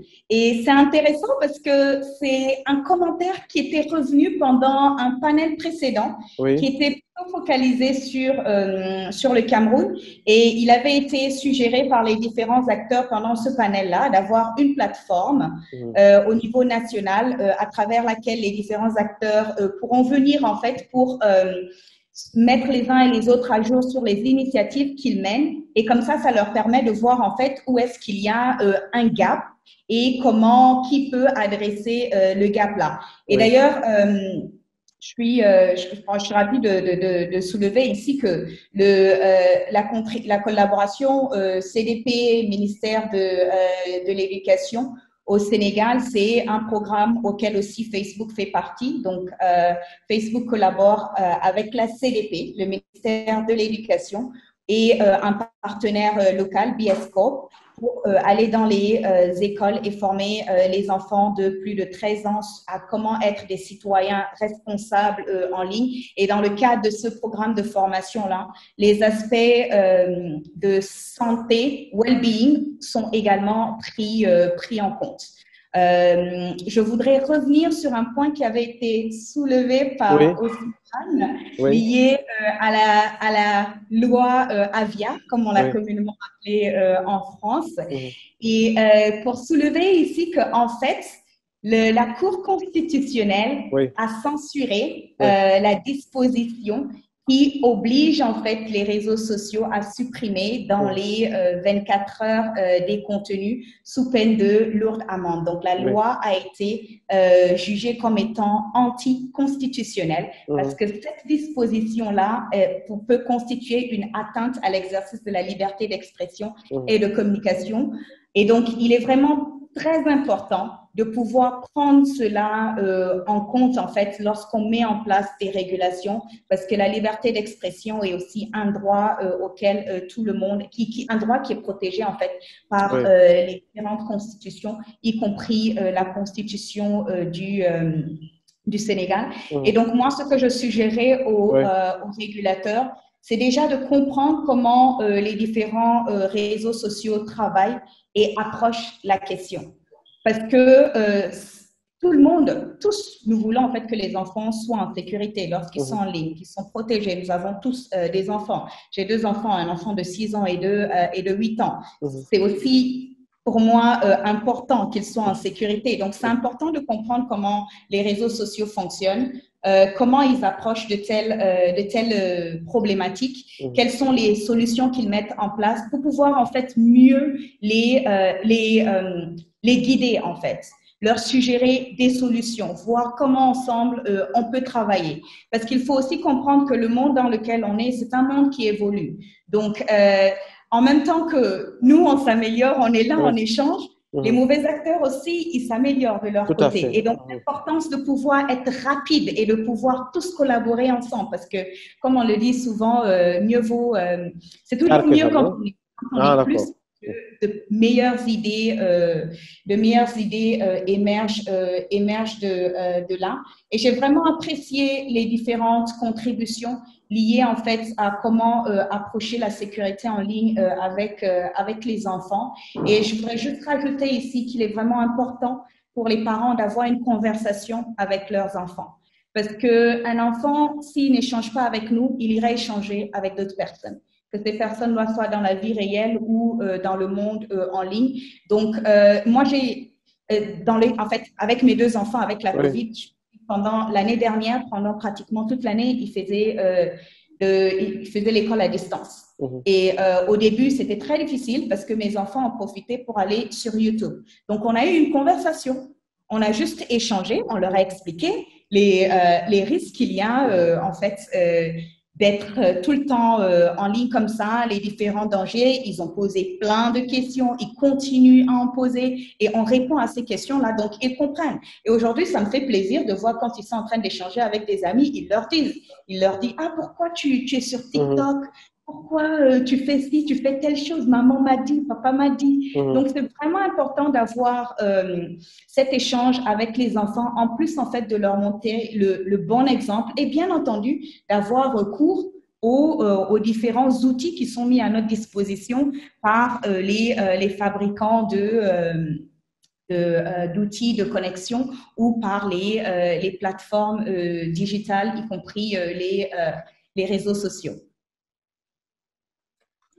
Merci beaucoup Balkissa, effectivement pour vos appuis. Hein. Et là, je me fais panéliste à la place au lieu de rester modérateur, hein, que effectivement, il est bon de mettre en avant la communication, elle est essentielle partout. Je me demande d'ailleurs si trop de communication tue la communication, comme on le dit dans notre métier. Ndeyna Bossar qui a pu parler, je me rattrape un peu. En fait, moi, tout ce que je voulais dire, c'est plus la sensibilisation. C'est sensibiliser les parents que l'exposition des enfants aux écrans est très dangereux pour les enfants, pour le développement des enfants, pour le développement psychologique, de leur développement cognitif, de leur développement sensoriel. Voilà, donc il faudrait, donc je voulais aussi parler tout à l'heure, je pense que quelqu'un a parlé de l'inclusion des enfants talibés, je voulais aussi saluer voilà, les ONG comme l'ONG Djangui, pour faire un peu de publicité, qui fait beaucoup de sensibilisation sur ça. Je me souviens qu'à l'année dernière, ou il y a 2 ans, ils avaient fait une formation pour les enfants talibés qu'ils protègent ou qu'ils gardent sur les dangers de l'utilisation aux écrans.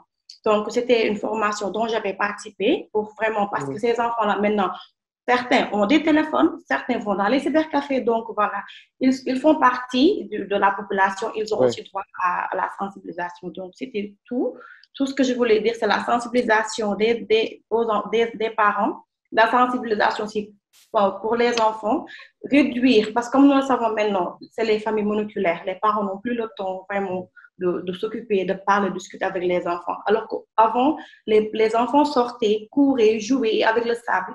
Il y a une thérapie qui s'appelle la thérapie du sable, okay? Sand therapy. Donc, moi, il y a quelques années, quand j'ai entendu parler de sand therapy, j'étais vraiment, c'est une thérapie. Moi, quand j'étais enfant, je jouais avec le sable. Maintenant, les gens utilisent le sable pour faire de la thérapie aux enfants.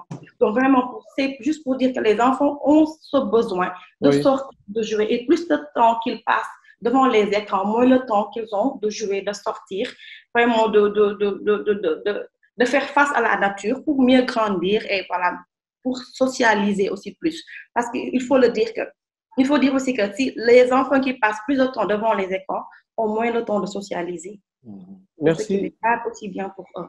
Merci, merci beaucoup. Karima peut-être peut en être témoin, de même que Shakira qui nous suit, que récemment, si je ne me trompe, il y a 1 an à Dakar, il y avait la restitution de travaux qui portaient sur la nécessité de mettre en place des espaces verts, des jardins à Dakar pour permettre aux talibés, c'était ça si je ne me trompe, de mieux respirer.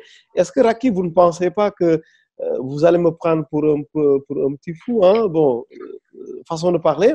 Est-ce que la protection des enfants en ligne ne passe pas également par la mise à disposition d'espaces verts pour permettre à ces enfants de respirer quand même, parce que tout ne se passe pas en ligne?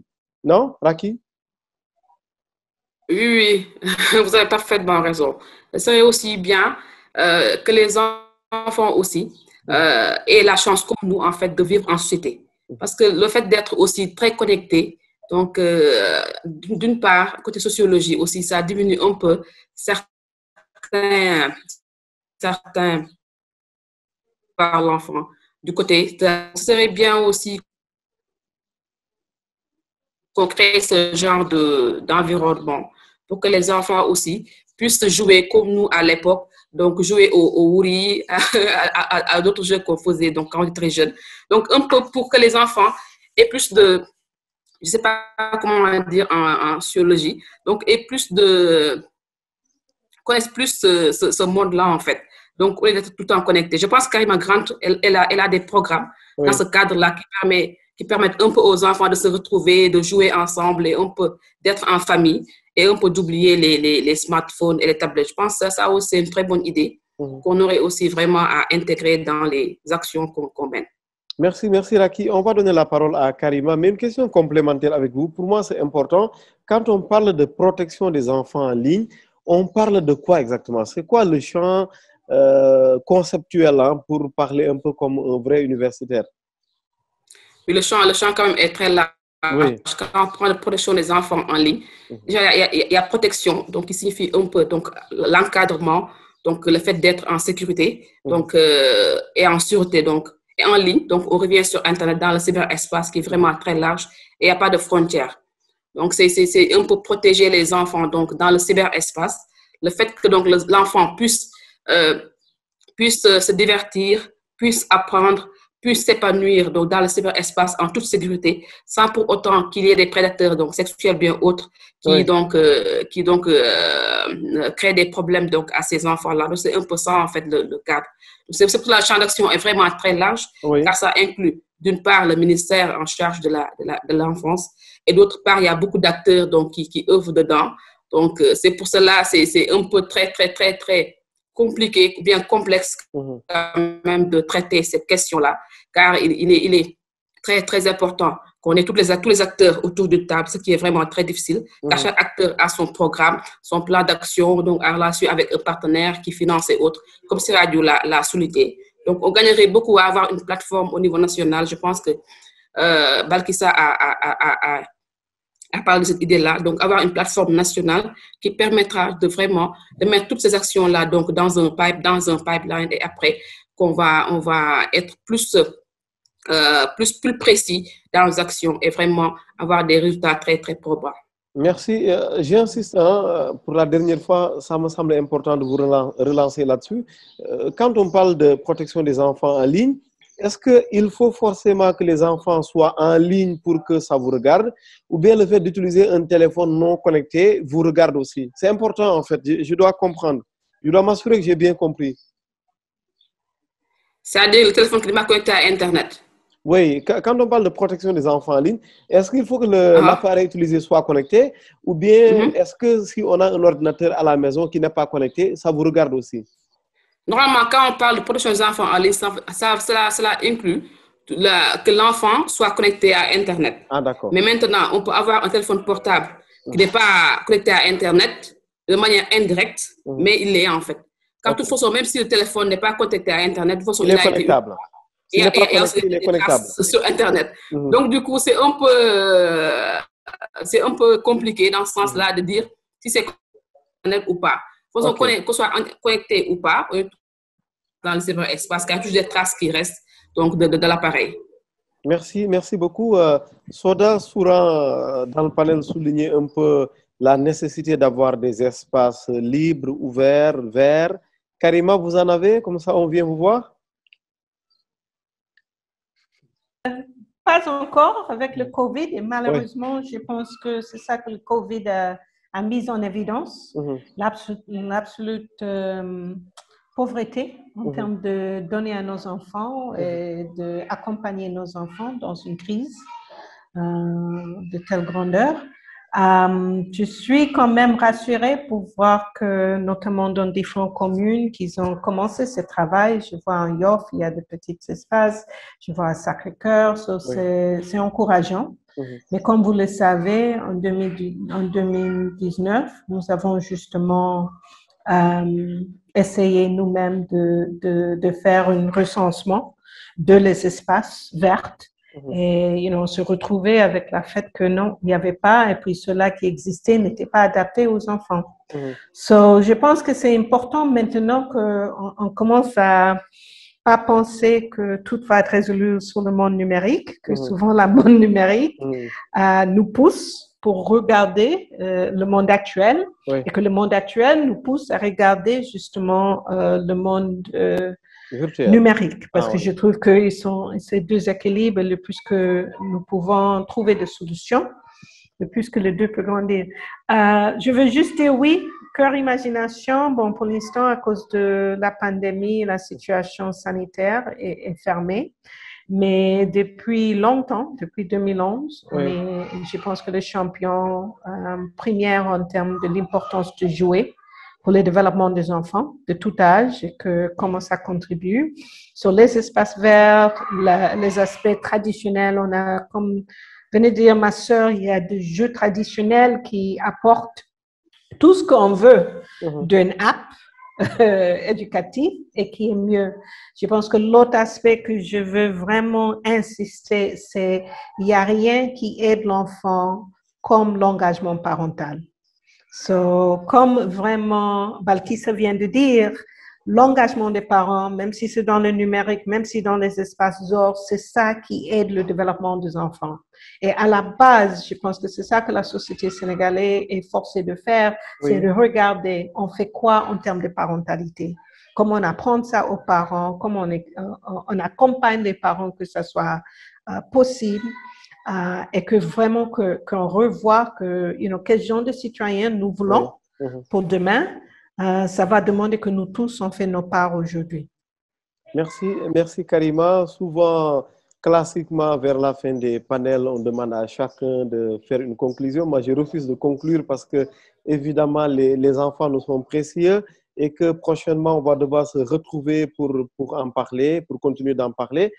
Mais je prends la question autrement. J'ai envie à chacune et à chacun de demander de nous parler en 1 minute de son parcours. Pour moi, c'est important. On a de grands messieurs et de grandes dames sur ce panel avec des parcours inspirants forcément. Je démarre par Ramatoulaye Ndaw du ministère de la Femme. Une rapide présentation de vous-même, Ramatoulaye, en 1 minute, votre parcours. Merci Ousmane. Alors moi, j'ai un parcours en communication. Je suis rentrée au Sénégal en 2001 et donc j'ai la présidence de la République depuis 2001. Actuellement, je suis parallèlement à mes fonctions de coordonnatrice de la CAP. Je suis conseillère spéciale du président et donc je suis passée de la communication à l'enfance. J'ai 4 ans, dont 2 jumelles. J'ai 3 filles et un garçon.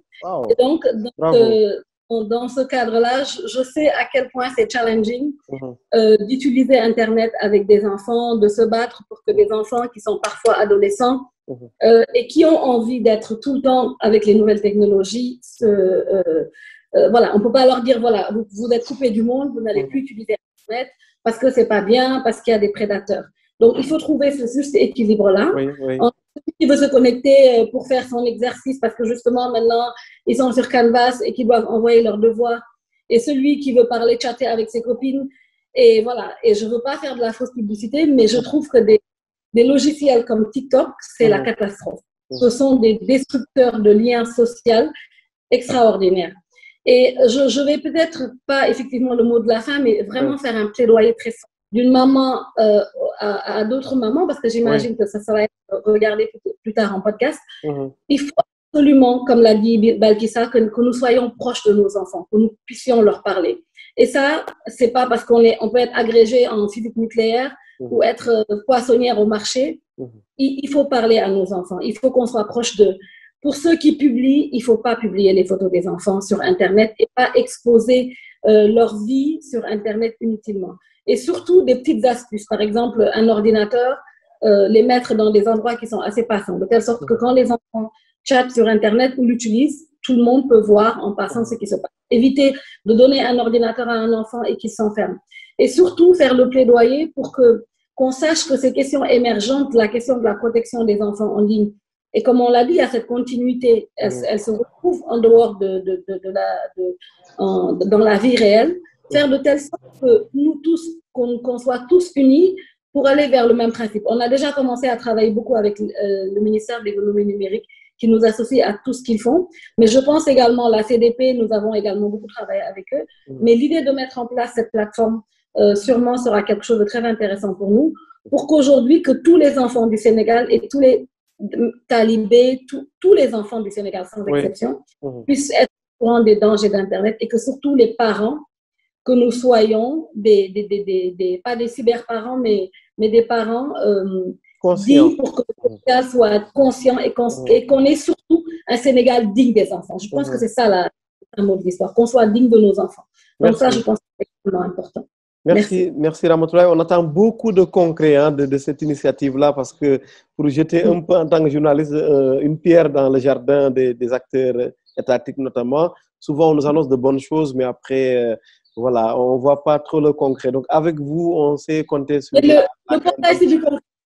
Ce que le ministère de l'économie numérique fait, c'est du concret. Mais on y arrivera tout doucement. Ce n'est pas évident, mais on compte surtout avec les journalistes pour nous aider à amplifier tout ce qu'on essaie de faire. Avec plaisir, avec plaisir. Et aux auditeurs qui sont là avec nous sur le plateau. D'accord, Racky Sey. 1 minute de présentation de vous. Racky. Merci Ousmane. Donc, moi, c'est Racky Sey. Donc, je suis ingénieure de conception en télécommunication et électronique. En même temps, j'ai un master en sécurité des systèmes d'information. Donc, j'ai eu aussi à faire beaucoup de formations sur la cybersécurité et aussi sur la protection des enfants en ligne dans le cadre de la CEDEAO et l'Union africaine. Donc, je pense que Ramatoulaye a presque tout dit. Donc, je pense qu'il y a une responsabilité parentale qui doit être affirmée pour accompagner nos enfants, car on est tous parents, ou bien aux frères, ou sœurs, ou bien grands-parents même.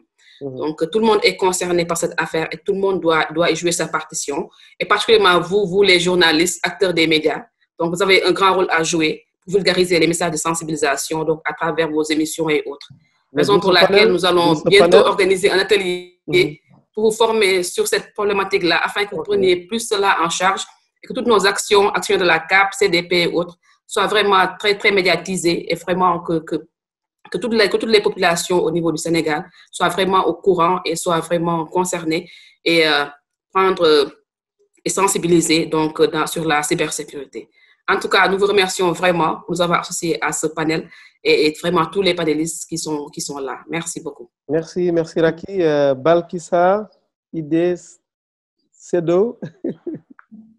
Idé Sedo. Ah, désolé Balkissa, oui.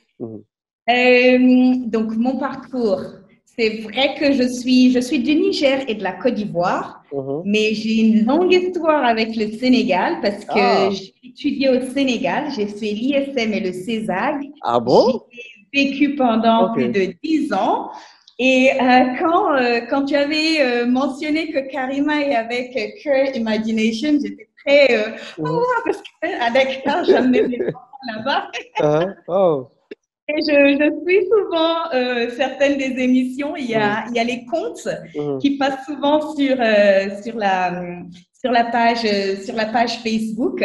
Il y a des comptes qu'ils font souvent, que les enfants apprécient et qu'on continue de regarder. Donc, vraiment l'encourager pour le super travail qui est fait, pour l'approche que Cœur Imagination adopte. J'espère que c'est quelque chose qui sera repliqué aussi dans toute la région, et remercier les uns et les autres vraiment pour le travail formidable qui est fait. Donc, mon parcours, il est plus focalisé avant de rejoindre Facebook. J'ai évolué dans la stratégie, travaillé avec les gouvernements et leur stratégie. Par la suite, j'ai travaillé dans le secteur du développement et de droits de l'homme.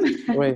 Donc, c'était dans ce cadre-là que j'ai vraiment beaucoup plus évolué sur le plan professionnel, avant de rejoindre Facebook, où vraiment j'ai la possibilité de continuer en fait de faire ce qui me passionne, c'est-à-dire travailler avec les communautés locales pour les aider vraiment à mettre en place, en fait, mettre les communautés locales ensemble, si vous voulez, pour trouver des solutions aux problématiques qu'ils rencontrent.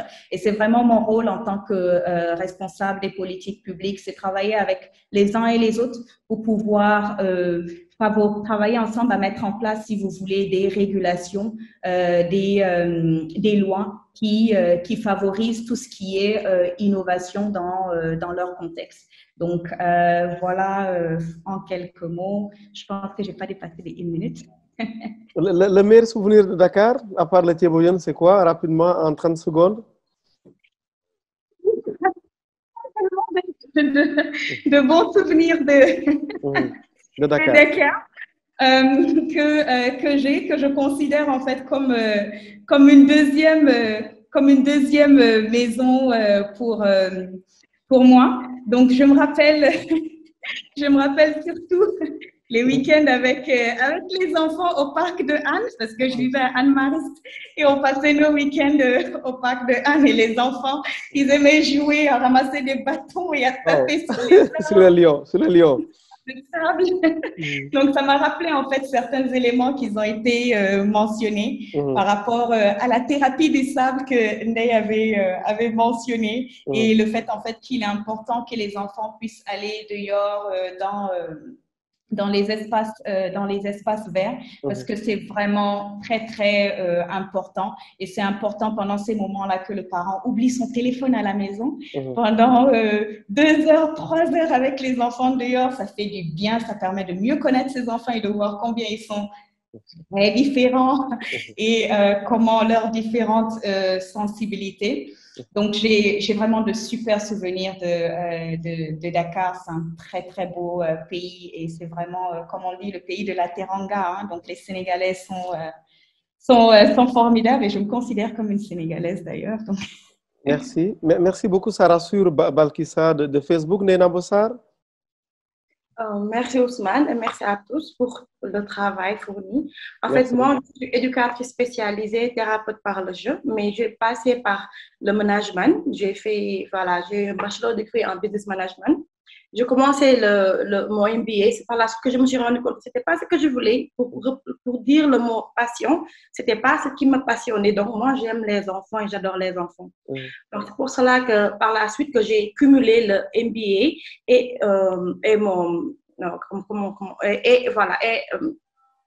mon diplôme en Learning Disorder Management and Child Psychology.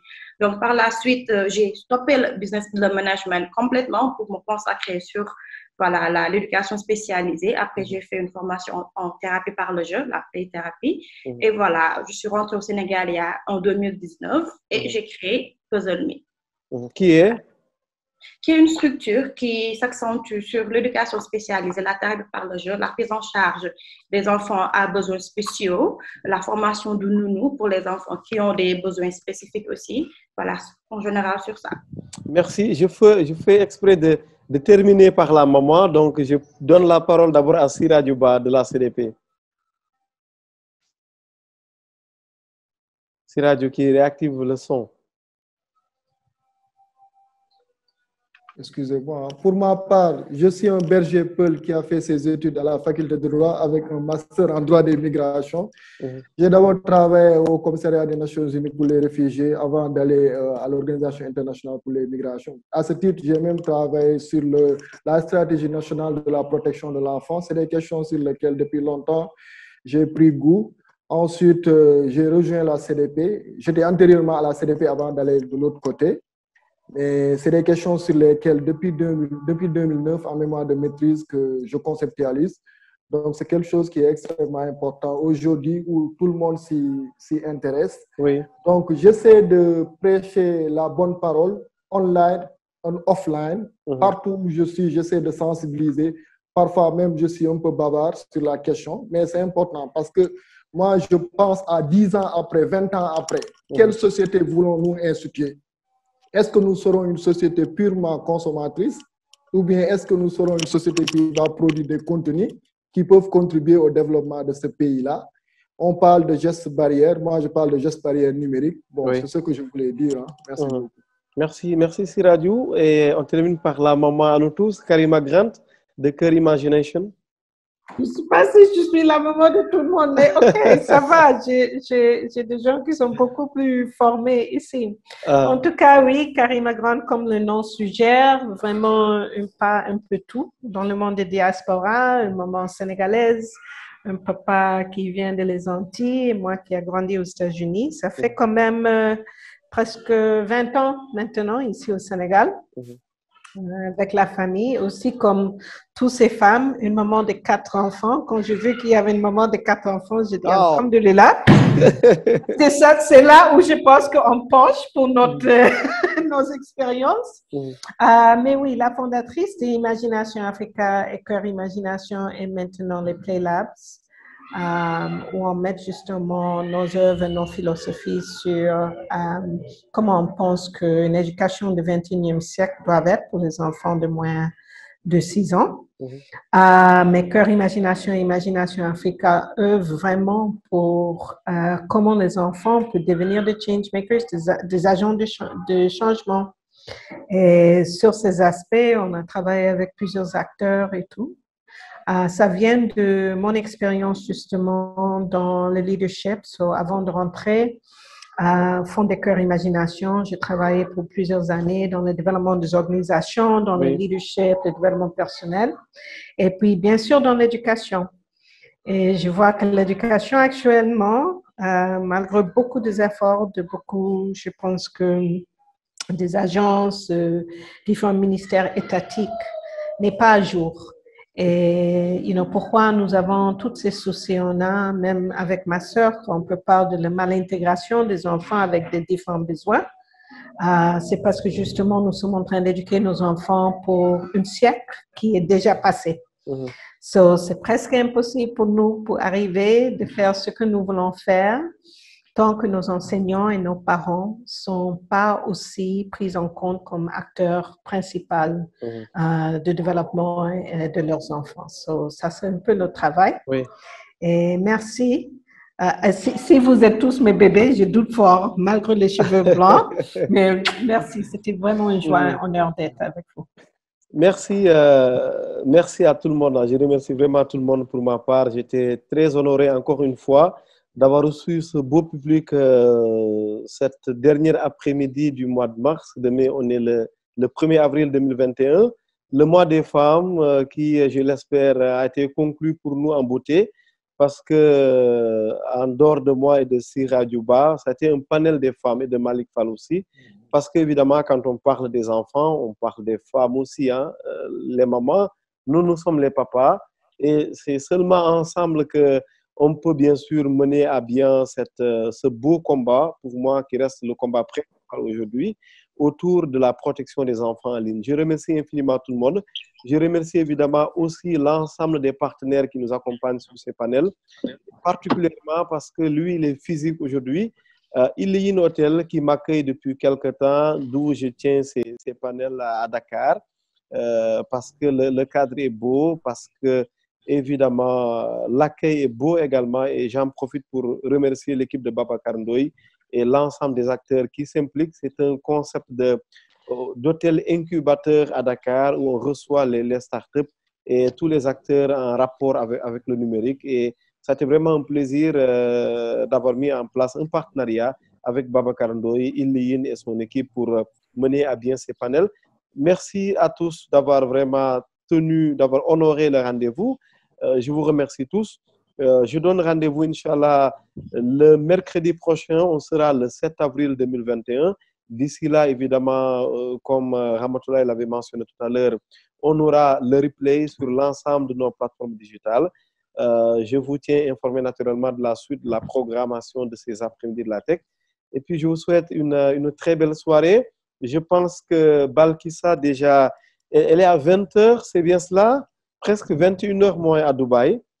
Et merci d'avoir fait ce sacrifice sur votre temps, sur votre disponibilité pour partager avec l'ensemble de nos followers.